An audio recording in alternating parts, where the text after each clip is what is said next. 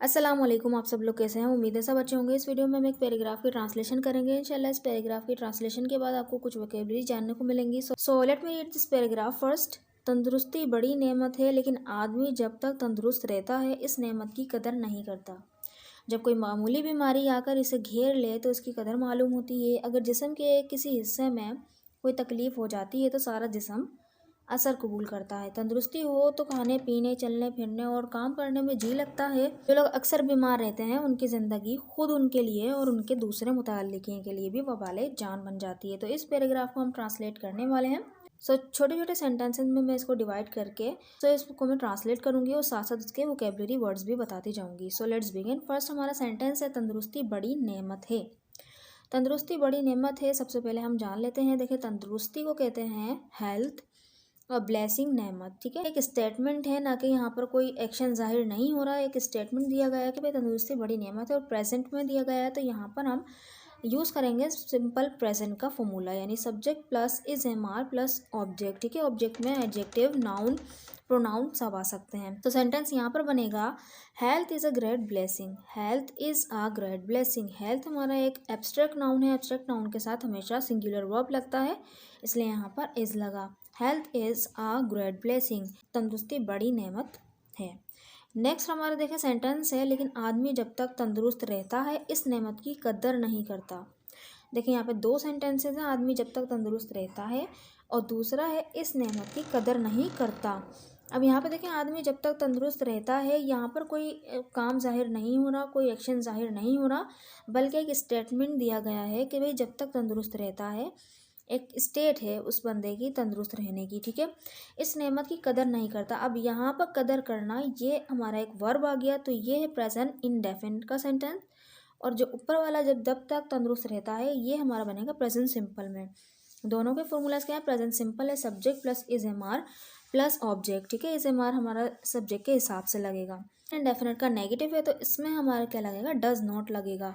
अगर third person singular हुआ, यहाँ पे थर्ड पर्सन सिंगुलर की ही बात हो रही है। Subject plus does not plus verb की फर्स्ट फॉर्म प्लस ऑब्जेक्ट आ जाएगा। देखिए, इसमें सबसे पहले हम इसकी वोकैब देख लेते हैं।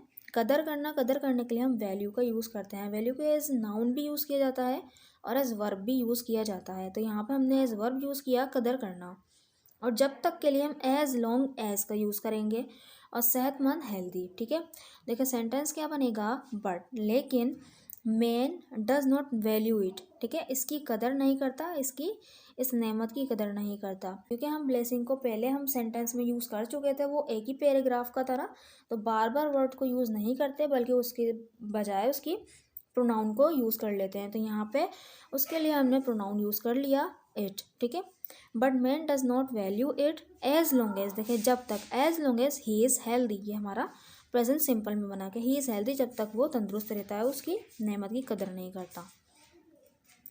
नेक्स्ट हमारा सेंटेंस है, जब कोई मामूली बीमारी आकर उसे घेर ले तो उसकी कदर मालूम होती है। अब देखें, दोनों ही सेंटेंसेस कोई मामूली बीमारी आकर उसे घेर ले, यानी कि वो किसी बीमारी में मुब्तला हो जाए, किसी बीमारी से वो को बर्दाश्त करे, तो ठीक है, इस तरह का सेंस है, प्रेजेंट इंडेफिनिट में ही बनेगा। तो उसकी कदर मालूम होती है, तो कदर मालूम होती है, यहाँ पर भी हम प्रेजेंट इंडेफिनिट का ही यूज़ करेंगे। तो देखें, सबसे पहले हम इसकी वोकैब देखते हैं।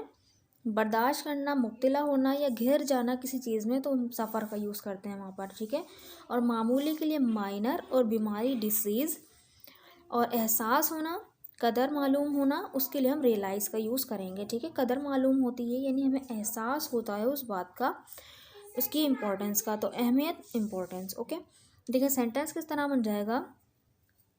When he suffers from even a minor disease, when he suffers from even a minor disease, he realizes its importance. ठीक है, तो उसकी कदर उसको मालूम होती है, उसकी कदर का वो एहसास करता है। अगर जिस्म के किसी हिस्से में कोई तकलीफ हो जाती है, देखें, कोई तकलीफ हो जाती है, यहाँ पर कोई एक्शन हो रहा है नहीं ना, तकलीफ होना, हम यहाँ पर प्रेजेंट सिंपल का काम करेंगे। देखें, यहाँ पर एज पर्टिकुलर कोई सब्जेक्ट भी नहीं है, जिस्म के किसी हिस्से में, ये तो हमारा एक ऑब्जेक्ट होगी ना, क्योंकि इसमें काम हो रहा है, यानी इस पर तकलीफ हो रही है ना, तो यहाँ पर हम जो है यूज़ करेंगे देयर का। जब भी कोई सब्जेक्ट नहीं होता तो हम किसका यूज़ करते हैं?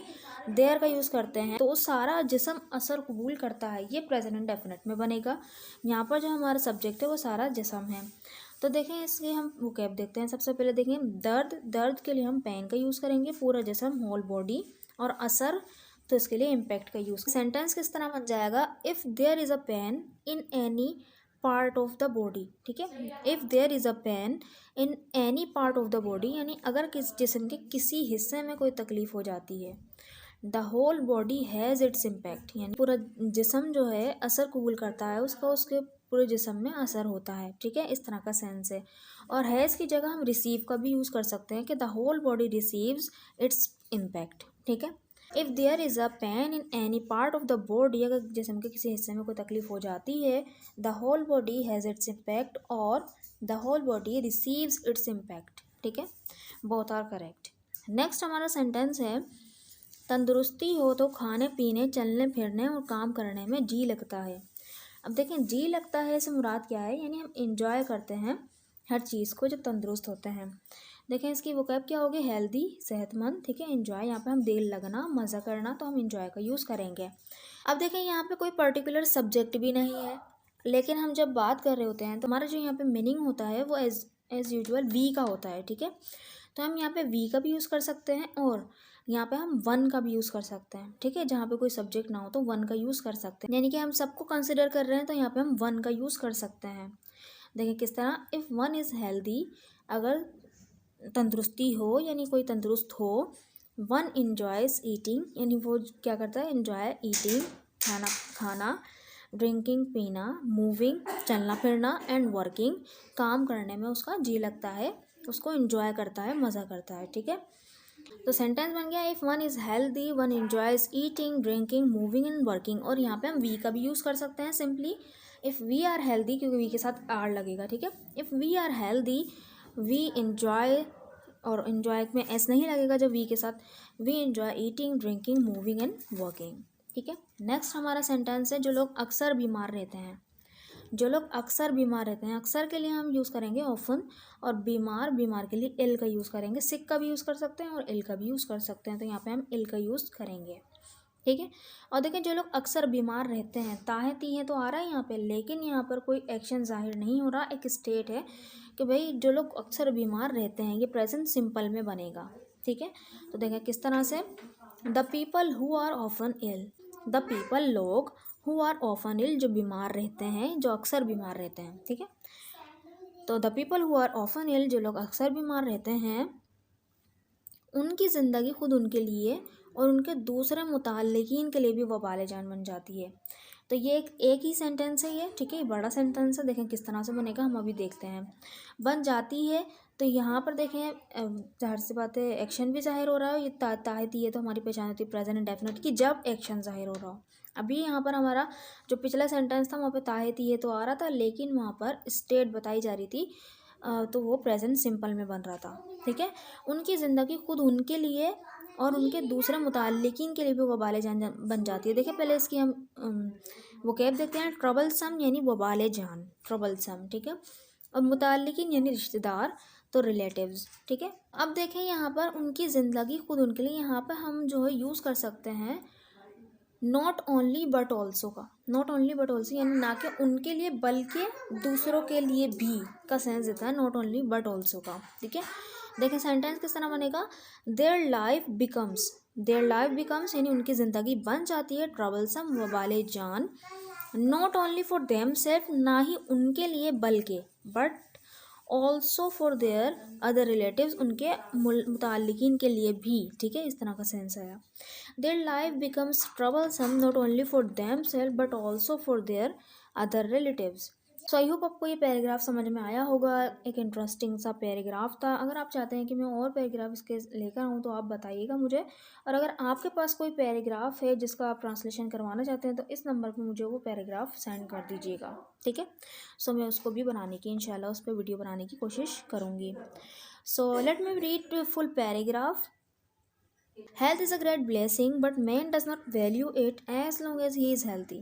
When he suffers from even a minor disease, he realizes its importance. If there is a pain in any part of the body, the whole body has its impact. If one is healthy, one enjoys eating, drinking, moving, and working. The people who are often ill, their life becomes troublesome not only for themselves but also for their other relatives. So, this sentence is for you to translate. तुमने ना ही मुझसे झूठ बोला है बल्कि मेरा बहुत बड़ा नुकसान भी किया है। सेंटेंस को बनाकर ज़रूर कमेंट बॉक्स में लिखिएगा ताकि मुझे पता चले कि आपको वीडियो समझ में आई कि नहीं। अगर वीडियो अच्छी लगी है तो चैनल को ज़रूर सब्सक्राइब भी कर दीजिएगा और वीडियो को लाइक भी कर दीजिएगा। Thank you so much.